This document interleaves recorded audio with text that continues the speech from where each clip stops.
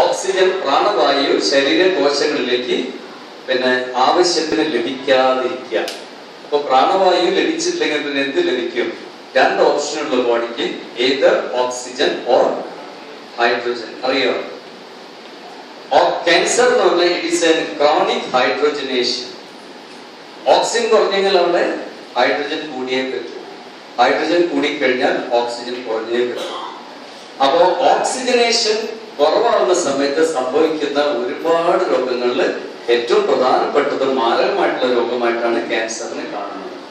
അപ്പൊ ഈ ഹൈഡ്രോജനേഷൻ കൂടുന്നർത്ഥം ഇവിടെ രണ്ടാമത്തെ reason it is for cancer, that is malnutrients. Malnutrients എന്ന് പറഞ്ഞാൽ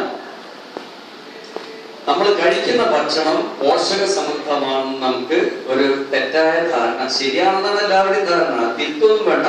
പക്ഷെ ശരീരത്തിന്റെ ബയോകെമിസ്ട്രി എന്ന ഒറ്റ ലാംഗ്വേജ് ഉള്ളൂ, ഇറ്റ് ഈസ് മാൽ ന്യൂട്രിയൻസ്. എന്താ മാൽ ന്യൂട്രിയൻസ് എന്ന് പറഞ്ഞാൽ? മത്സ്യം കഴിക്കുന്നു, മാംസം കഴിക്കുന്നു, മുട്ട കഴിക്കുന്നു, പാല് കുടിക്കുന്നു, കേക്ക് കഴിക്കുന്നു, ബ്രെഡ് കഴിക്കുന്നു. ഇതിന്റെ കൂടെ എല്ലാം ധാരാളം മൈക്രോ വൈറസോ ബാക്ടീരിയ ആയിട്ടുള്ള സംഭവങ്ങൾ ഇതിനകത്തൂടെ നമ്മൾ ആക്കി വെക്കുന്നു. ഉദാഹരണത്തിന് ഇന്ന് മരിച്ച മീന്, ഇന്ന് കടലിൽ നിന്ന് പിടിച്ച മീന് നമ്മളവിടേക്ക് പാലക്കാട്ടുകാരൊന്നും മീൻ കഴിക്കാനേ പാടില്ല കേട്ടോ. തെറ്റാ ഞാൻ പറഞ്ഞത്, ശരിക്കേട്ടോ.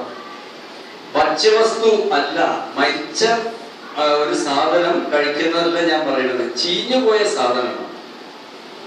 ഇവിടെ മത്സ്യം കഴിച്ചു കഴിഞ്ഞാൽ ആരോഗ്യം മാത്രം പ്രതീക്ഷിക്കുന്ന ഒരാളുടെ ബോഡിയിൽ സംഭവിക്കുന്നത് നെഗറ്റീവ് ന്യൂട്രിയൻസ് അഥവാ മാൽ ന്യൂട്രിയൻസ്. മാൽ ന്യൂട്രിയൻസ് എന്ന് പറഞ്ഞാൽ നമ്മളൊന്നും ആരും കേരളത്തിൽ ഒരു 500 രൂപ ജോലി ചെയ്തിട്ട് 500 രൂപ സമ്പാദിക്കാത്ത ആരുമില്ല.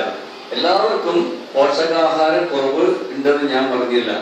വാസ്തവത്തിൽ നമ്മുടെ ഇഷ്യൂ ഹൈപ്പർ ന്യൂട്രിയൻസ് ആണ്. ഇറ്റ് ഈസ് ഹൈപ്പർ ന്യൂട്രിയൻസ് എന്ന് പറഞ്ഞാൽ ഹൈപ്പർ ന്യൂട്രിയൻസ് ധാരാളം, വേണ്ടുന്നതിനേക്കാൾ കൂടുതൽ നമ്മൾ കഴിക്കുന്ന ആഹാരം ദഹിപ്പിക്കപ്പെടുന്നുണ്ടോ നമുക്ക് നോക്കാൻ നേരമില്ല. മത്സ്യം, മാംസം, പ്രത്യേകിച്ച് ബീഫ്, മാംസത്തിന് 4 ഭാഗമാക്കി തിരിക്കാം: ലഘുമാംസം, മൃദുമാംസം, കഠിന മാംസം,